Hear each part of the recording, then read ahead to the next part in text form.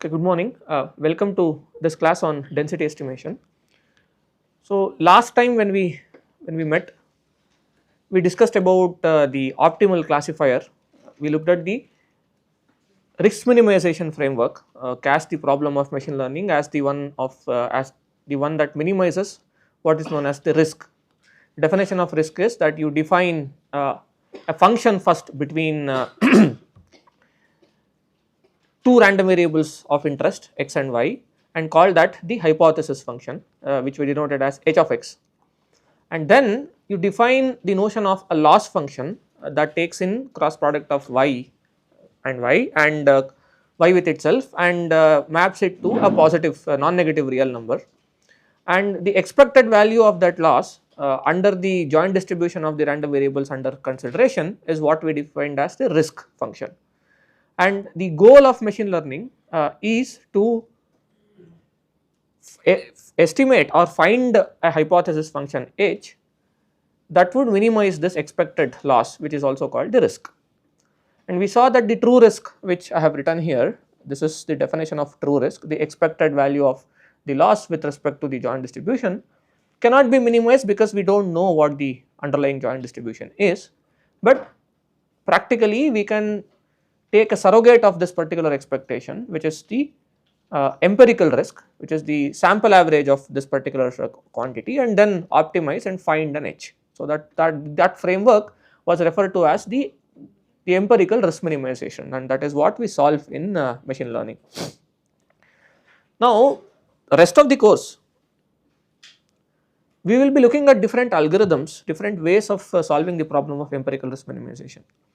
And in last class, we also connected the framework of empirical risk minimization or risk minimization in general with the distribution estimation problems, right. So, the solution that we obtained by solving the optimization problem in risk minimization points back to estimating an underlying distribution depending upon what problem we were solving. So, this is, one should be very clear about this story, because from now on we will be looking at different ways of solving the problem of ERM. So, it will become algorithmic rather than philosophical. Okay. Philosophy of machine learning is what we saw so far. Okay. We are given samples from an unknown underlying distribution and we are interested in estimating the distribution. Or the other worldview is that there are samples from two random variables x and y, there is a function that we are learning. This is for supervised machine learning. Unsupervised machine learning, you do not have the notion of y, but you learn a hypothesis function. The way you do it is define the notion of a loss and find that function by minimizing the expected loss. Both are equivalent. Now, some of the algorithms that we will be looking at, we will see them as the ones of distribution estimation, right. And some of the algorithms that we will look into this we will consider in this course will be from the lens of directly estimating h by taking a canonical form. Okay. So, whenever we look at that, right, the particular algorithm, I will tell you what approach that particular algorithm has taken. But remember this, both of them are exactly equivalent that way. So, we also saw examples on when would a particular type of loss function emerge, when you make a particular distributional family assumption, distributional parametric assumption on the distribution, it will boil down to choosing a particular loss function. We saw a couple of examples. For instance, if you choose your underlying density function that is to be estimated as a Gaussian distribution and choose the mean of that Gaussian distribution to be the hypothesis, right, then getting a maximum likelihood estimation under this assumption is equivalent to solving ERM with the squared error loss function, is what we saw, correct. And this is with the problem of regression. Remember, this is what we had done last time. Now, I showed you another proof where I told you that if you choose particular loss functions, okay, and particular cases of problems, for instance, you choose a regression problem, you choose a classification problem and so on, the optimal minimizer for the risk, okay, takes a deterministic form in the sense that an analytical form. And one example for that was this optimal classifier, which we call the Bayes classifier, and this is the form that the minimizer of the empirical risk takes, or true risk takes. It is not even empirical risk, mind you, because we showed that this is true for minimizing the true risk itself. If you are considering the problem of classification, then the classifier or the hypothesis function that would minimize the true risk under the 0 1 loss is the one that decides based on the posterior of y given x, and this classifier was referred to as the Bayes classifier, and this is optimal in the sense that the risk associated with this Bayes classifier is the least compared to any other classifier that one can design. Does it make sense? Okay. So, this is what we had seen. Now, the question that we should be asking is, suppose you are given some problem, okay, like classification problem. What is the first approach that one would take? Say one would try to build a Bayes classifier, because I know that the Bayes classifier is optimal, I can't do anything better than Bayes classifier. So, I would build the Bayes classifier. Now, to build the Bayes classifier, I need to know the posterior of y given x, correct. Now, do we know p of y given x? So, we do not. Now, this building a Bayes classifier boils down to estimating a distribution. Does it make sense? Right. So, let us write that. So, implementing the optimal Bayes classifier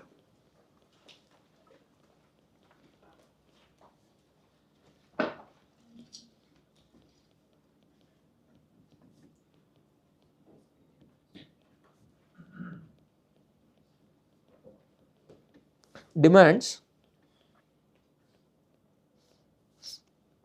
estimating densities.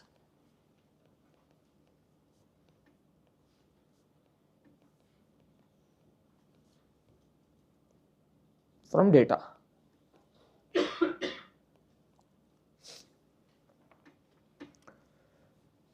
Okay. Now, we can directly hope to estimate the underlying density, because the whole problem of machine learning is estimating underlying density. This is one other way to see it. Even if you want to look into this problem from the angle of risk minimization, then even risk minimization frameworks asks you to estimate the underlying density. So, what densities do we have to estimate? We have to estimate, so example is, so given data, given D, estimate Px, which is the marginal of x, you can estimate Py, marginal of y, you can estimate P of x given y, which is the conditional density of x given y. And by the way, this thing, especially in the context of Bayes classifier, has a name. It is generally referred to as the class conditional density. You read some textbooks, right, they will use this nomenclature. Okay, they are called class conditional density for obvious reasons, right. This is the density function of x conditioned on a particular class. So, that is why it is called the class conditional density. If you want to go back to our initial example of the X-ray, so this is the distribution of the pixels given that the image has a particular class or disease or non-disease, that is what we are talking about. So, now given data, our goal is to estimate these density functions. So, it can be marginal, it can be the class conditional density or anything.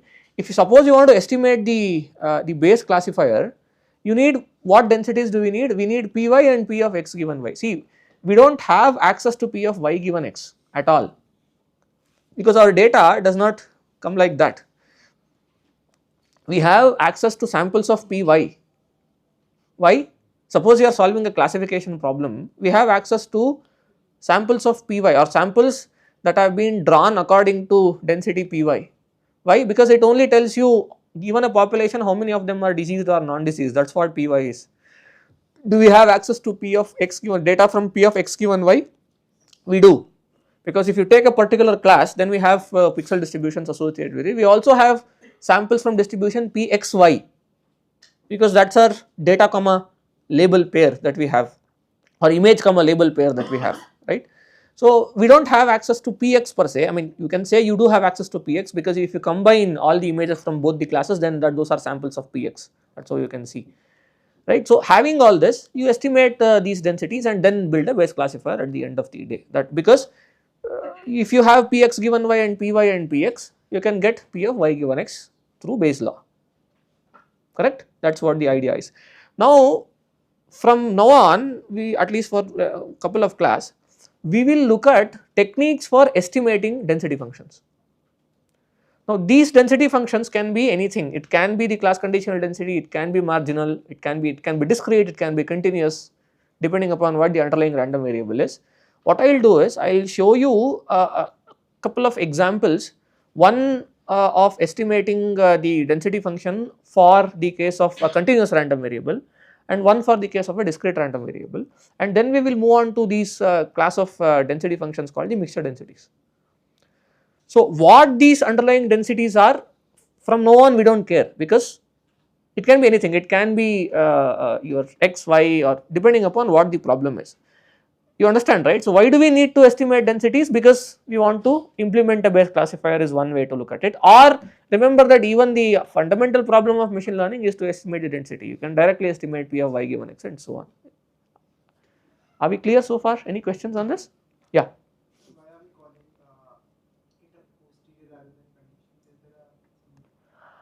Posterior, why are we calling it posterior? Why are we calling P of y given x a posterior? Is because it's having being observed what x is, right? I keep telling you, right, this conditioning actually means that you are fixing the data point or the input to a particular point. So, having observed a particular image, now tell me what the class is, that is the question that I am asking. So, that is why it is posterior, it is a conditional density, right. Posterior densities are always conditional densities, right. So, it is a posteriori because having observed a particular event that happens, has happened, what is the class that we are looking at, that is it. Yeah. Any other question? So if we can estimate Pxy and we have Px, then we can directly estimate Py given x. Why are we going for Py and Px given y? Depends on, see, again the question is how do we decide what densities do we estimate? We want P of y given x, can't we just use the conditionals and marginals and do it, or marginals and the joint densities to do it? You can, depends upon how do you cast the problem, that is it. I mean, there is no hard and fast rule on what densities do you have to estimate, it depends on the ease. But remember, okay, so there is one other important point that I need to make here is that most of these techniques that we will see in the, rather 80% of this course are not samplers, meaning they cannot give new points from the underlying density function. In other words, I'm saying these are not generative models. Okay, we are only concerned about estimating the density, or rather, even what do you mean by estimating the density? Given a particular x and y, a value, you need to be able to evaluate that density function at that particular point, that is it. We are interested in evaluating the density function, not in sampling from the underlying density. If you want to sample from the underlying density, then we are looking at generative models, which we will see maybe at the last part of the course, a bit of introduction. But these are estimators. What do you mean by estimators? I want to evaluate the density function at a given point in time, given value, that is it. I am not interested in sampling as of now, okay. Okay, so now let us look at general techniques of density estimation, okay. I have already told you that one technique that we will be looking at right now is what is called as the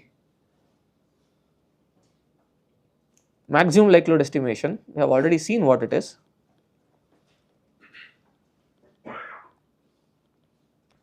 Maximum likelihood or minimum KL.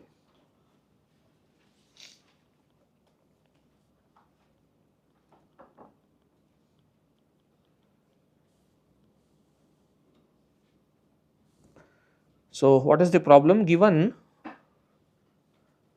Let me use a different random variable here.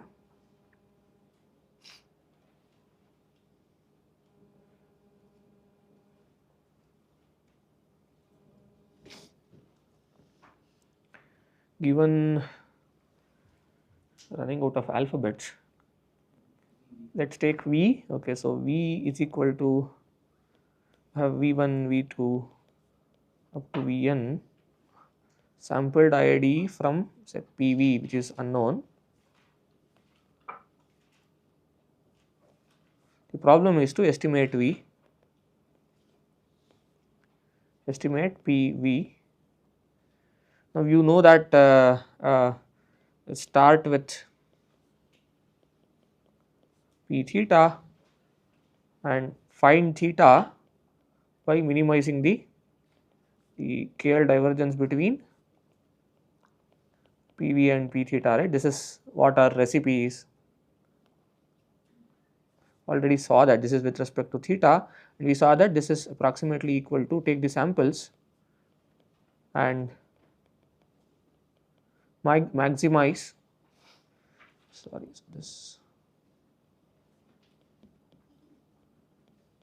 argmax, maximize this particular function. What did we call this?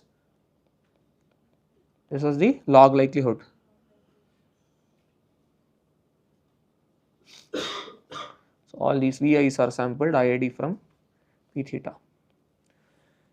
Yeah, remember that this is the optimization problem that we will be solving in maximum likelihood estimation. PV. So this is our sample from PV.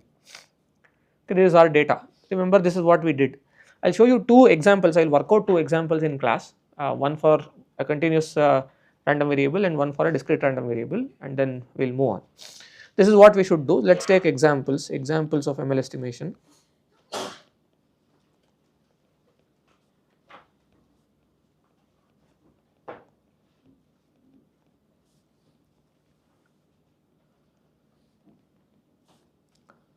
First one, let's say that P theta of V, we assume this to be a Gaussian distribution of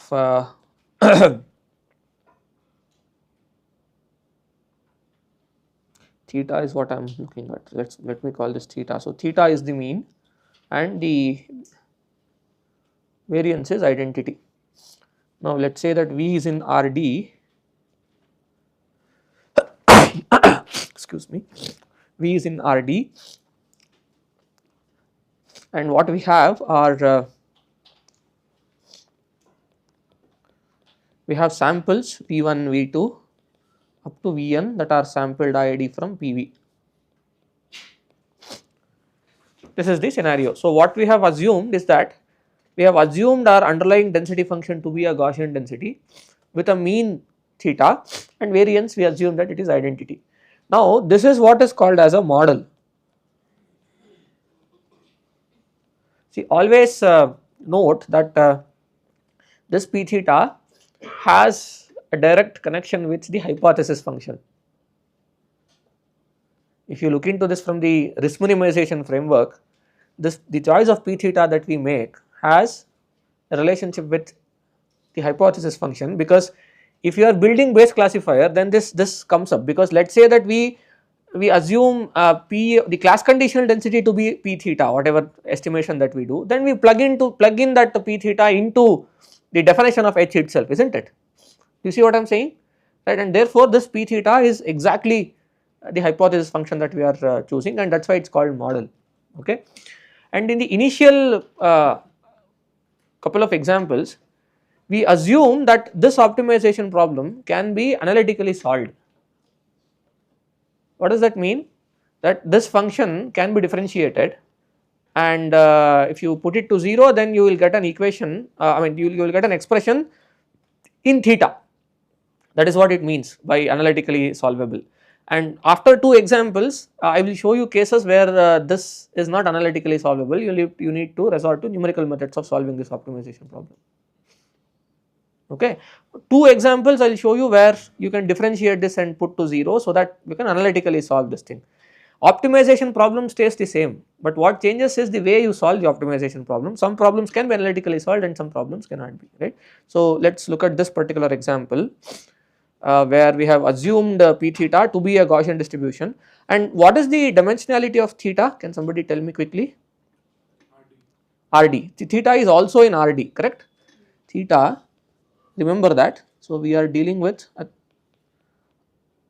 a D parameter model, because it is the mean, right. A D dimensional Gaussian distribution will have that. So now rest is algebra. Let me just write it quickly. So P theta of V is equal to, what is the expression, 1 by 2 pi to the power of D by 2, that is identity, right. So that is sigma, determinant of sigma power half, which is identity, correct. So this will be determinant of this matrix identity power half, which is 1. Anyway, I do not care about this term because it is constant, e power minus half that quadratic form, which is V minus theta transpose identity times v minus theta. And then I hope that all of you are okay with the dimensions, right? V is a d-dimensional vector, theta is a d-dimensional vector, and it's a quadratic form. I don't have to explain that. So this is what the expression is, and now if I write, so consider L of theta to be equal to 1 by n I from 1 through n log of p theta of vi, correct? This is what we need to maximize, this function. I call this function as L theta, alright. So this is what we need to do, and in this case this is equal to 1 by n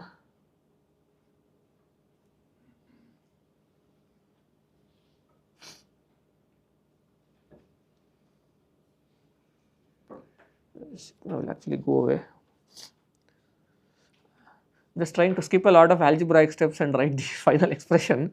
So what happens, there is this 1 by n and sigma, the exponentiation and logarithm will cancel with each other. There is a minus that comes up here. V minus theta transpose into V minus theta is norm V theta square, right? This is I from 1 through n. Instead of writing equal, I will write proportional because I skip the constants, is equal to Vi minus theta. Is this all right? This is correct. Now what I should do, I have to find theta star as the one that maximizes the above expression.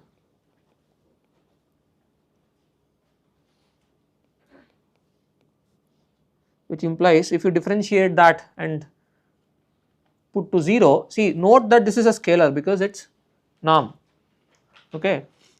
You can differentiate scalars with respect to vectors. If there is a function that is a scalar valued function of a vector, then you can differentiate that. What do you get? You get gradient vectors. I mean, I am sure that you all know this, right? So you can take a scalar value, suppose there is a function from RD to R, you can differentiate that function with respect to RD, right, a vector. That is what we need to do because theta is an RD vector. By the way, there is a resource that is available online. I don't know, in the age of GPT and all that, is it even relevant? It is called Matrix Cookbook. If you not used it, it is very handy. When we were students, we were using it, but now with GPT, it is all basically that lists the functional form for derivatives of quadratic forms and vectors, matrix with respect, derivatives of scalar functions with respect to matrices and all that. It is pretty handy, especially for this course, because we will be differentiating the expected loss function with respect to matrices, vectors and all that, okay. So that's, this matrix cookbook is a little handy, but as I said, in today's age, somebody is telling me that they are not doing what they are supposed to do because there is no information, they are lying, because information is available. I was reading a tweet recently where it said the biggest surprise of this life right now today is that in spite of having access to the entirety of the knowledge that the human beings have amassed in your hands, people still walk stupid on this planet. So the only explanation is that you choose to be stupid, you choose to be ill informed and then use that as an excuse. And nowadays you cannot say that because I didn't have access to a course or some piece of information that I didn't do anything, because it is all available. Anyway, so point is we need to now take the derivative of this particular scalar with respect to vector theta, and if you differentiate that and put to 0, what happens? I will just skip the algebra. So finally you will get this optimizer as this particular thing.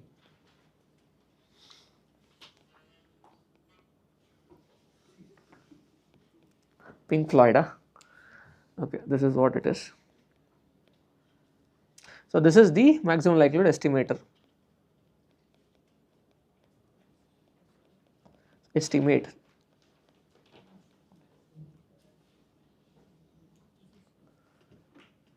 Please complete the algebra, it is pretty simple. You might have done in your matrix theory course, right? take this and put it, I mean, yeah, I see a lot of blank faces. What is this? It's actually equal to Vi minus theta transpose times Vi minus theta. If you take the derivative of this, what will happen? Huh? 2 times Vi minus theta. So take the derivative of this with respect to theta. This is what you are going to get. Put it to 0 and there is this 1 by n term and it will come out that way. That's it. Pretty simple. Now, I mean, all this to realize that the maximum likelihood estimate for the mean of a distribution which is assumed to be Gaussian is the sample average. See, we first think that, oh, I mean, if you are given 10 samples and you are asked to give an estimate for the mean, what do? Take a sample average and tell me why is that a good thing, is because of all this maths that we saw. It is the minimum KL divergence estimate. Okay, this is one example. Let us look at the other example, example 2. We will stop here and continue in the next lecture.